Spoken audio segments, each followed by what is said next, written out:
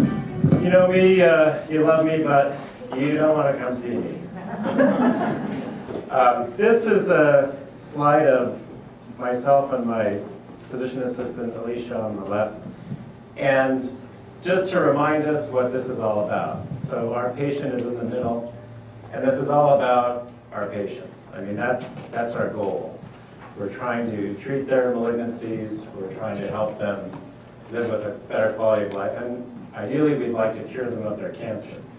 So she wanted to get a picture of her providers because she appreciated what we were doing for her and put it on her blog. So that's what we did. Just want to mention that in my group we have a new doctor joining us, Dr. Constantino, and so we're glad to have her in our group now. My talk is on rare chest malignancies, but what I'm going to do is narrow that down to basically neuroendocrine cancers, so neuroendocrine malignancies of the lung. And when I say that, most people think of small cell lung cancer. So we've been talking a lot about non-small cell, so now we're going to switch over and talk about small cell and then some of the other related neuroendocrine malignancies. And we have a few websites that I've listed there. Well, what is cancer? We've been talking all morning about cancer. Well, what is it? Well, it's basically dysregulated cellular proliferation. So somehow in how our cells control when they grow and when they stop growing, that process gets changed, and the regulations of that process get removed. So you have deregulated cellular proliferation. The cell is growing uncontrollably. That's what cancer is. And when we look at our DNA, when we look at our genome, we have 3 billion base pairs of DNA. That's a lot of DNA. But only about 3% of that encodes for genes. And the genes encode the proteins, and the proteins are what regulate our cellular proliferation, which, as we were just talking about, a few mentioned EGFR, alpha-1, and some of those. So those proteins are important in our normal cells, our normal biology. But when the genes become mutated, then that somehow triggers either a protein to be made too much or not made at all, and that results in cancer. And what we're doing now in cancer treatment is we're looking at personalized cancer treatment. We're taking an individual tumor, we're looking at what are those molecular changes in that tumor, and then let's get the therapies that target those changes so that therapy is more effective with less side effects. We're not giving everybody the same drugs. We're targeting based on what the molecular changes are in their tumor. And we know that cancer is a multi-step process. So this process of your DNA getting damaged occurs over time, and at some point that triggers into something becoming malignant, which means it's growing and then it can spread and grow to other organs, and then if it compromises our organs, then a person dies of that. And this is Dr. Vogelstein, who put forth this theory quite a number of years ago and has turned out to be accurate. And when I started in training, the picture of the molecular markers and the cell activity was like there was like 2 things on it. You know, Tim, he started, there's like 15, and there's many processes that occur over time where genes are mutated and different things happen. So we're trying to figure out where can we target these changes to prevent cancer from occurring, if cancer occurs, to treat it, but prevent it from metastasizing. So lots going on right now in trying to figure that out. Well, if that's cancer, then what is lung cancer? Well, lung cancer is basically tumor that arises in the lung parenchyma or the bronchi, in the airways of our lung. And most of those are going to be non-small cell cancers. A minority is going to be small cell, and that's what I'm going to talk about in the next few minutes. Now, it's important to distinguish that, though, because non-small cell is treated differently than small cell right now. Small cell, the molecular understanding of that is behind that of non-small cell. So we don't have molecular agents right now to help with the treatment. And when we look at a tumor in the chest, there's other things that can be happening besides just lung cancers. And I listed a few of them there. So that's where we look at a mass, we look at a biopsy. That's not always a lung cancer, so we keep that in mind in our differential diagnosis. Well, here's another picture of the National Cancer Survivors Day, and with some of my staff and patients, and they're just reminding me that it's all about survivorship, doctor. Just don't forget that. Okay, we're not forgetting that. So let's talk about neuroendocrine lung cancer. So we talked about small cell, so I'm going to talk a little bit about that. But there are some other types. There's a type called carcinoid, and I don't know if anybody's heard of that. Carcinoid can occur as a primary tumor in the lung, but it can also occur in other areas, and often we think of the GI tract, the small bowel or the large intestine. And there are some diagnoses in between that. So one end of the spectrum of neuroendocrine lung cancer is the small cell lung cancer. It's a very aggressive tumor. It grows quickly, it spreads quickly. Surgery is usually not used to treat it, but we use chemotherapy generally. At the other end is the carcinoid. So that is a neuroendocrine cancer also, but it's slow growing. It doesn't tend to spread as fast. It doesn't really respond to chemotherapy, but a person might live with that for quite a long time.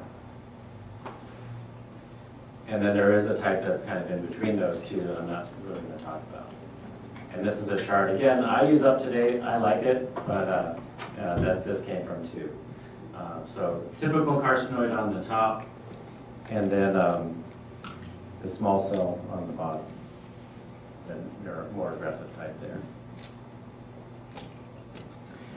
Now, whether it's aggressive or not aggressive, one of the characteristics of these tumors is that they can produce peptides that will activate various systems in the body. So they're neuropeptides, so they can cause vasoactive changes, so symptoms of flushing, symptoms of diarrhea, things like that. And this was, some would call it a good hair day, and some would call it a bad hair day. But this one is kind of funny because this gal, she's a teacher, and I think she teaches younger kids. And she thought, oh, how could I get my students to pay attention to me? And so she dyed her hair blue one day. It's not from the chemo, actually. So small cell lung cancer, unfortunately, we have not made much progress in this disease. So, and in small cell, we divide that into extensive stage and limited stage. So the extensive stage is like metastatic disease. And the survival of metastatic disease has not changed much in 30 years, about 9 months with treatment. And so we have a lot of work to do there. And as I mentioned before, this is a very aggressive type of cancer. It can be refractory to treatment quite early on, and so the survival is not very good on that. But the good news is that systemic chemotherapy can be used to improve survival a little bit, and in limited stage, it is potentially curable. This is a disease of smokers. We've talked a lot about smoking as a cause of lung cancer. In small cell, it seems like it's quite established as a risk factor for that. Smoking has declined in the U.S. population, as we all are familiar with, and with that, then the proportion of small cell has declined as well. But the problem is that the women are still smoking. So women are getting more small cell lung cancer than men, as fewer men are smoking and more women are smoking. So we still need to work on our young women and kids to educate that smoking is really not cool. That's not the thing to be doing. And small cell lung cancer, because it's so quickly growing, it often presents in a more advanced stage. So you can see large lymph node involvement. You can see large masses in the lung. So people generally will present with symptoms.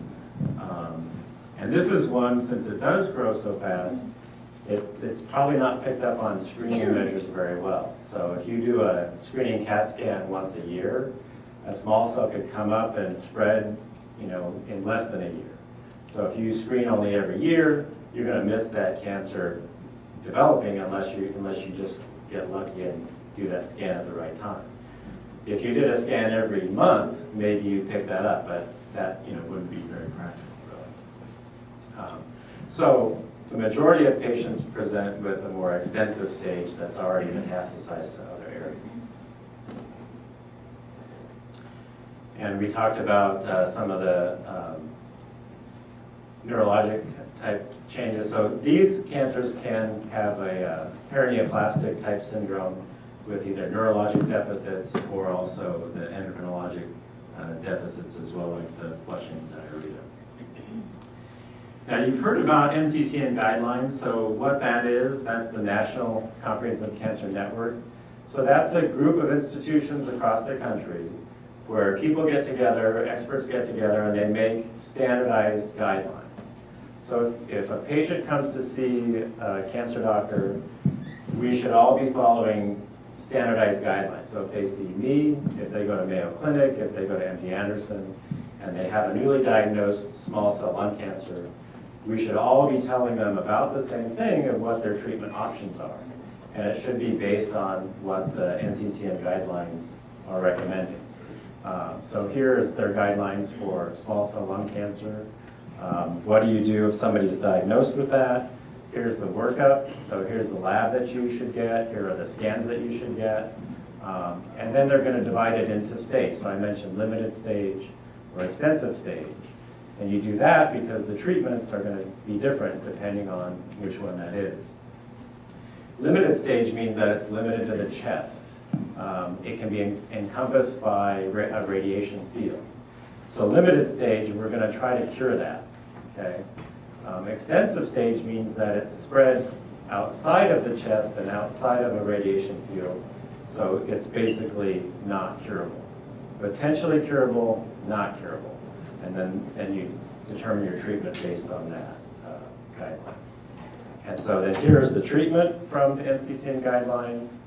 If it's early stage, limited stage, you potentially can try to do a resection. But that's less than 5% of cases are going to fall into that category. Otherwise, you're basically looking at chemotherapy. And if it's limited stage and you're trying to cure it, then you try to do chemotherapy and radiation, RT, so together. If it's extensive stage, then basically whatever you're doing is going to be palliative or supportive. If you don't treat, a person's going to die relatively quickly. If you do, you might be able to prolong their survival, but they'll still succumb to their disease eventually. Let's see, what's that? Yeah, kind of the same, basically the same thing. So. Now, here are the options for treatment of both limited and extensive stage. And what it says here is basically cisplatin carboplatin. So that's chemotherapy, okay? And cisplatin has been around for a long, long time. Here's other agents. Well, what do you notice here? Well, these are also chemotherapy agents. What's missing? Targeted agents are missing. You don't see Tarceva, you don't see crizotinib. So we have not quite figured out yet the molecular changes of small cell lung cancer and taken advantage of that for targeted therapy. So we're still using basic general chemotherapy for this disease. So I'd like to just kind of highlight this by a case example. So this is a patient of mine that I saw a few years ago, and this is going to be an example of a limited stage small cell lung cancer. How do we approach that? And it would still be the same today. So she's 68 today. She is a female longtime smoker, and she presented in 2010 with a right hilar mass. And this was found because she was having a chest x-ray for some other reason. So she was completely asymptomatic, but they found a mass on a preoperative chest x-ray. She had further evaluation with a bronchoscopy and had biopsy, so we had a histologic diagnosis of a small cell lung cancer. And we did the staging studies, and it was limited to her chest. And here's a PET scan, actually. So this is, oops, keep doing that. So this is the PET scan. So this is the head, body, and we're looking at a frontal cut. So here's liver, lung, right lung, left lung, and then here's the tumor. So the PET scan picks up metabolic activity. So this tumor is metabolically active, and it shows up as a bright spot on her right hilar region. These are the kidneys. They'll excrete the FDG, so they'll be bright a little bit. Here's the bladder. That's bright. So these are not cancer. This is the cancer. This is normal. And I'm not sure what was going on there. So it showed up quite bright on the PET scan. And if we take a cross-sectional view here, so here's the chest, right side. Here's the tumor. This is a bronchus here. This is the heart, lungs, and then this is just the vasculature of the lungs. So bright spot right near a bronchus and limited to that area. So I said, okay, well, standard treatment is chemotherapy plus radiation, and you have about a 40–50% chance of long-term survival if you do that. And she said, no, thank you. Okay, I said, all right, you can do that, that's okay. She wanted to go ahead and do juicing. So she did a naturopathic thing, so she disappeared and went off to do that. And the funny thing is that her cancer got better on that. So, I mean, that's a different story. So then she came back about 7 months later. She showed up, and she could not walk. And she was having spastic changes of her arms and legs, and turned out that she had a paraneoplastic neurologic syndrome that we documented as a positive on the Q antibody, which probably can document that. So at that point, we said, well, her cancer was still active. Well, we can start you on treatment. There's no guarantee that the treatment is going to improve the paraneoplastic syndrome, but at least we can try to get rid of the cancer. So she then agreed to do the chemo. So we did carboplatin and etoposide. We did the 4 cycles. And they said, well, you really should have radiation with that. But she didn't want to have radiation. So I said, okay, all right. So she had chemo, but no radiation. Well, she went into remission. And 3 years later, today, she is alive. Her cancer is in remission. She still has the neurologic deficits. She has trouble walking. She has trouble with her hands. And you want to hear a funny story? So, as you can imagine, this gal, she's quite a character. So I do enjoy seeing her when she comes into the clinic. So because of her neurologic deficit, she had to go to a nursing home. But she's, pretty intact, pretty bright gal. And so she's at the nursing home, and she's at the lunch table, or the dinner table. Anyway, she's in the cafeteria. And she's trying to eat her lunch, her food. And there's some other resident is pounding on the table. And she's like, excuse me, could you please stop doing that? Well, he just keeps pounding on the table. Well, she gets kind of irritated. And she was telling me that, she wanted to give him the bird. But because of her paraneoplastic syndrome, she couldn't quite get her finger where she wanted to get it. Yeah, well, that's, oh well. That was pretty funny.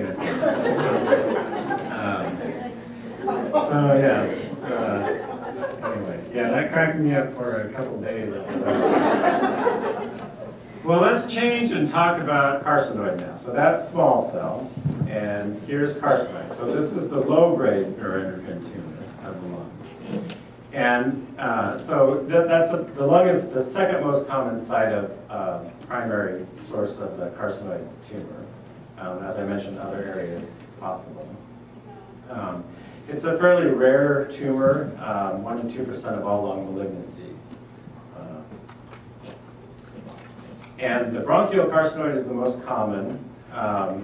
Actually, it's the most common lung neoplasm in children, which I didn't know that. That was new to me. And the typical carcinoid, which is a lower grade than the atypical carcinoid, is more common. And here, the incidence appears to be higher in women. Don't know why that would be, and higher in Caucasians than to African Americans. And interestingly, this one doesn't necessarily seem to be associated with smoking. So not sure what the risk factor is on this one. And then the most common metastatic site, of course, is the liver. So we'll look at that when we're trying to stage it. And here's the Carcinoid Syndrome. So these are these vasoactive peptides, serotonin, and other things that get released. So that a person might present with, gee, I'm having hot flashes, I just get flushed, I get sweaty, or they might develop frequent diarrhea, having diarrhea every day. And in the lung, you can sometimes get wheezing. So they might have bronchospasm and have trouble breathing. So that's a tip-off that you might be seeing a carcinoid if you're seeing somebody with a mass in the lung there. Long-term problems, if the carcinoid syndrome is not treated, venous telangiectasias, heart failure, don't really see that too much anymore these days. The one thing about carcinoid is that you can assess that radiologically with an octreotide scan. So what is that? Well, that's a scan that looks at somatostatin receptor. So you can put in a radiolabeled somatostatin analog and find where the tumor is. So I didn't have one of a lung patient, but this is actually an octreotide scan of a small bowel patient. And if you look closely, the spot that was active was right there. So this is a patient that had a tumor in the bowel, and we wanted to know what was the stage of that carcinoid bowel tumor. And there's uptake here, and that was the only site of disease. This was just normal uptake in the liver and kidney, I think. And in this particular patient, she had her tumor removed and was treated, and then this is a follow-up octreotide scan, and where that tumor was right here, and it's no longer active. So that she had it surgically resected. So you can use an octreotide scan to help your staging and then also your response to therapy in the carcinoid malignancies. And again, here is the Nccn Guidelines for what you do. And if you're going to cure a lung carcinoid, you really want to do surgery. And this is talking a little bit about the staging, as I mentioned, and we'll get to the treatment is here. So you basically, in early stage, you want to try to do surgery. That's the way to treat that and to cure that. There isn't really any chemo. If it's metastatic, you can consider octreotide, a somatostatin analog, but it doesn't generally respond to chemo, and we don't really have a targeted therapy for these tumors right now. So here's an case example of a lung carcinoid patient. So now this is an 81-year-old female, never smoker, and she presented with a lung carcinoid in 2006. And again, here she had a routine chest x-ray for some other reason. They found lung spots. Turned out it was a carcinoid, and so she had surgery to remove that, and they found additional lesions there, but in 2006 there wasn't really any treatment for it, so they just watched her. So she had carcinoid still, but they didn't do anything further, and I had not seen her at that point. She came to my office in 2012, and she was having carcinoid syndrome symptoms. You can check for some of these neuropeptides, and her chromogranin A level was elevated, which would indicate that she was having an active carcinoid syndrome type symptoms. So that correlated. So what we could do, well, and here's her scan. So we didn't do an octreotide scan on her because we already knew she had carcinoid. But one of her lesions in her right lung here, and she had basically multiple lung lesions. So that's at the top of the lung. This is a little further down, and so here's another lesion there. That's a separate tumor. And then a little bit further down yet, another one there. Probably something going on here. So she basically had bilateral carcinoid lesions in the lung. So that's not a surgical option. You know, we can't really go in and take all those nodules out. So we started her on sandostatin, which will block the somatostatin receptor. And that will quickly improve carcinoid syndrome symptoms. So that will help diarrhea, that will help flushing. And there's some data that perhaps that even improves survival. So right now she's on that and she's doing very well. And this is the last slide of the talk. And again, just to remind us that here's a patient and she was very happy that this was her last day of chemo. So what we're trying to do is diagnose, treat, and cure if possible. And so we're making a lot of progress in lung cancer, head and neck cancer, and I think we're going to continue to do that as we understand the biologic basis of these tumors. So with that, I'll stop and take any questions that you might have. Yeah. I'm not sure if you're the person to ask this question, but what is the role of estrogen with lung cancer in women? No, I'm not aware of any role of estrogen in lung cancer, actually. Well, what are the size dimensions for a tumorlet? A Tumorlet, well, that's probably, a microscopic disease, so probably it had spread to other areas of the lung, but you could just see that microscopically and not, on the CAT scan. So sometimes you're trying to clear a margin, so if you have a lung tumor, you take that out, you want that margin to be clear. Well, you can't see that on the gross side, but microscopically, then we can look and see that you got rid of all the tumor. What was that lab test that you done on that lady? Chromogranin. Chromogranin, yeah. So if you started on somatostatin, do you follow that level? Yeah, you can. You can. So you would expect that level to come down, and hers has. So she's about 400 right now. So she still has active disease, but the chromogranin has come down some. Wasn't there a 5-HIAA level or something that you Right. You can do a urinary 5-HIAA, which is a metabolite of serotonin, and that also can be useful. For me, what I do is a little simpler just to do the chromogranin A. But if you're trying to diagnose a carcinoid, then the urinary 5-HIAA can be very helpful. Yeah. What is juicing? What is juicing? Yeah, I said whatever it is, keep doing it. No, I don't know. I think she was just using, smoothies or whatever.